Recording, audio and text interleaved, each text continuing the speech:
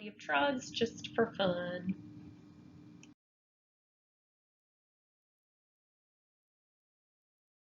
All right, so Fischer projections, they're not going to feel like it at first, but they are a simplified system to draw stereoisomers. So in a typical molecule, when we would draw this with a wedge and dash notation, like you are seeing right here, we would draw this with wedges, which means they're pointing forwards or out or towards you, and we would draw them with dash lines, meaning those are going back and behind you. And I know that doesn't mean a lot because we're used to drawing these things on paper. So what we're going to do is convert these wedge and dash notations to straight lines. So if you see a horizontal line, that means it's coming forward, out, and towards you, and a vertical line is going back and away from you. We draw a carbon at the intersection of two lines. So where two lines, a horizontal and a vertical, come together, we assume that that's a carbon. So I want to show you this molecule. Notice how it curves, okay? So right now, the way this is, okay, these, what would be your dashed lines, okay, are coming back and towards me. So I'm going to hold a little bit at an angle. See how these are coming back and towards me. My wedges would be coming out and towards you. And that's kind of hard to see in this video. We're not getting great perspectives. So one way you can think about Fischer projections is what would happen if I were to flatten this out. And if I were to flatten this, now suddenly I do have bonds that are going straight up and down, and I do have horizontal lines that are going left and right. So what we're doing is we're drawing essentially this flattened version of it. So if we had wedge and dash notation, okay, these dashes now become straight vertical lines. That means that they're going back. So we would have vertical lines here. It's going back and towards me, if you can see that. Okay, and the hydrogen and the oxygen are coming out towards you. Those were wedges, so now those are horizontal lines. Okay, so let's do some practice on the next slide and look at what this would look like for you. All right, so again, I'm seeing some dash notation. That is going to become a straight line. And I'm seeing horizontal, I'm seeing the wedges, which are going to become vertical lines. So let's go ahead and write this intersection. So here is where my carbon is. I'm not going to write that carbon in anymore. It's done, it's gone, it's at the intersection of two lines, it's assumed to be there. On the top, I am going to write a carbon with a carbonyl. That does not change. Okay. Hydrogen, go off to the right, and OH group off to the left. And on the bottom right here, I'm going to write CH2OH. Now, why didn't I write this carbon as the intersection of two lines? Fischer projections really are meant to show chirality. They're meant to show how many chiral centers a molecule has.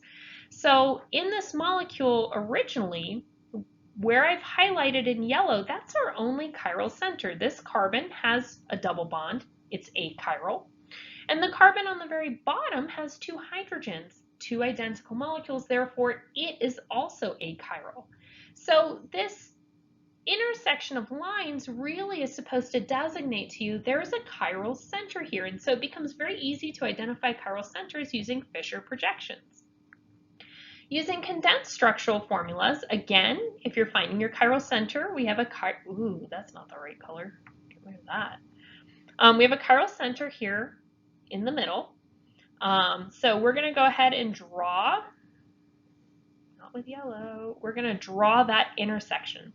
So this first carbon has three hydrogens. I would not draw it as an intersection of two lines because it's not chiral. Okay, hydrogen on top, OH on bottom, and again, this second carbon, or this third carbon in the line, has two hydrogens. It's not chiral, so it doesn't get to be two intersections of lines. And same with the last one. So we would convert this to Fischer projections. Now I know what you're saying. This doesn't feel like it's any less work. It becomes less work when we talk about monosaccharides, when we're talking about structures that have 4 chiral centers, tons of hydroxyl groups on them, and it becomes more complex. So this is a step to get us to carbohydrates. All right, so I am showing you a picture from Hawaii because chirality matters for drugs. So a lot of the drugs that you take that are biologically active are going to contain one or more chirality centers, so chirality matters. An example of this is the drug thalidomide. Thalidomide is a drug that was once used as a sedative and an anti-nausea drug for pregnant women, and it was used more predominantly in Great Britain and Europe, and it was used from 1959 to 1962. Back in the States, this drug was never FDA approved for use in pregnant women. And the reason is because a person named Frances Oldham Kelsey, terrible handwriting, sorry. She was a medical reviewing officer for the FDA, and in looking at the safety data, she said, you know, there's not enough information to show that this drug is safe for use in pregnant women. So she said the safety data was inadequate and therefore prevented it from being used in the United States. Well, we later discovered that thalidomide is sold as a mixture of its 2 enantiomers. Okay, and when we do this, we call it a racemic mixture. So it has its 2 enantiomers, both of its mirror images are in the same drug.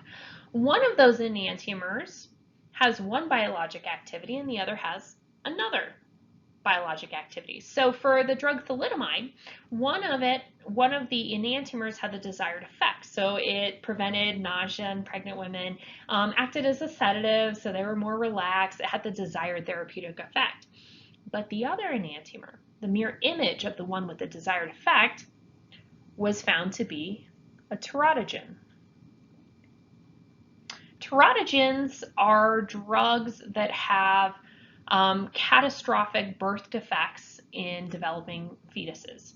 So here we are giving this drug thalidomide to pregnant women, and unbeknownst to those pregnant women, the drug they were taking for nausea was causing severe birth defects in their unborn fetuses. So she saved an entire generation in the US by saying, nope, don't know what the safety data is on that. So again, why are we looking at a picture of Hawaii? Let's get to the point, McCann. Thalidomide, interestingly, is still on the market. Thalidomide has been found to be effective for Hansen's disease, which is the nicer way to say leprosy. So leprosy is once thought to be extremely contagious, and if you were found to have leprosy, they shipped you off to a remote and inaccessible island on the peninsula of Molokai in Hawaii, which doesn't sound like a bad place to be, but after we've been in quarantine this long, maybe I wouldn't like it. I don't know. So we now know that leprosy is a treatable bacterial infection. It can be cured by sulfa drugs, but it's also effective in treating Hansen's disease or leprosy as well. Obviously, you're going to have to make sure that whoever you're giving this to is not pregnant because it could have catastrophic effects. All right, so we're looking at a mirror image here of 2 enantiomers, and this is important because we can have ring structures that are enantiomers of themselves as well. So here we see a ring structure, and we have 4 different groups attached to this center carbon. So we have this group and this group. Those are considered different groups. And they would be enantiomers. So a lot of the drugs that we prescribe are going to have a lot more complex structure than, say, just a single chiral center. So let's take a look at some of those. All right, so the top molecule is phenylalanine, and you are seeing phenylalanine A, and you're seeing phenylalanine B. So these are mirror images of each other. For drugs to be effective, they're going to have to interact with a chiral receptor. So we have chiral receptor surfaces that interact with these drugs. Notice that this square part, and this is an artist rendition, fits into the square part. Everything lines up perfectly for that receptor to bind that particular drug. So you're going to have chiral receptors for each of the enantiomers, because if we were to try to take this enantiomer and fit it into the same chiral receptor, you cannot turn this drug in a way where each of the receptor surfaces are going to match this specific molecule. So it won't work. And if it's not going to fit into the chiral receptor surface, it's going to be ineffective. So one enantiomer may fit the receptor and evoke a specific response, whereas the mirror image doesn't fit the same receptor, making it ineffective, or it can fit a different receptor and invoke a totally different response. So essentially, it's not always a good idea to sell things in their racemic mixtures, just in case, because your desired effect may be with one enantiomer, like we saw with the drug thalidomide, and the other enantiomer may produce an undesirable effect. A great example of racemic mixtures being sold in drugs are with both ibuprofen and naproxen. So ibuprofen and naproxen are both considered non-steroidal anti-inflammatory drugs, or NSAIDs. They exist as enantiomers, so therefore they're sold as a racemic mixture, which is an equal mixture of both the enantiomers. So here we see S-naproxen, here is R-naproxen, S-ibuprofen, R-ibuprofen. We'll get more into those designations, but essentially they're just designating one enantiomer from the other. So you're probably asking yourself, well, why don't we just separate these two enantiomers and we'll sell the one with the desired effects and we'll just trash the one with the less desirable effects, or the ineffective one?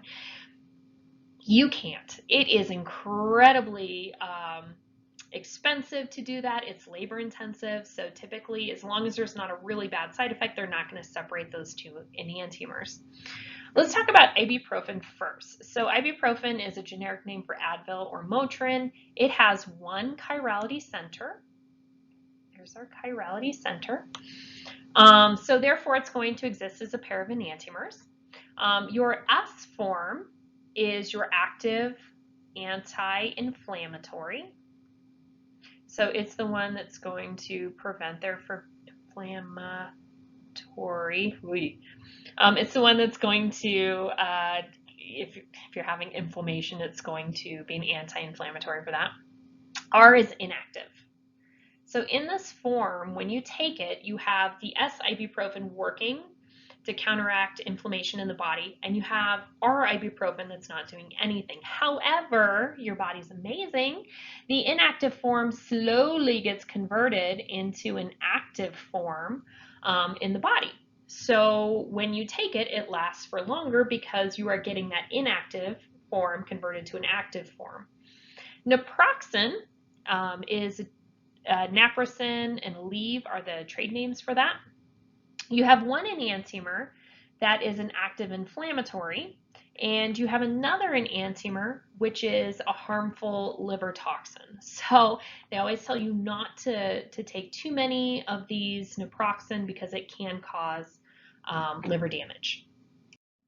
All right, so chirality is important also for your olfactory response or your sense of smell. Cyclooctane and other molecules similar in shape are going to bind to a particular olfactory receptor on nerve cells, and that lies right on top of the nasal passage. When this binding occurs, it's going to result in a nerve impulse that travels to the brain, which your brain then interprets impulses from particular receptors as being specific odors.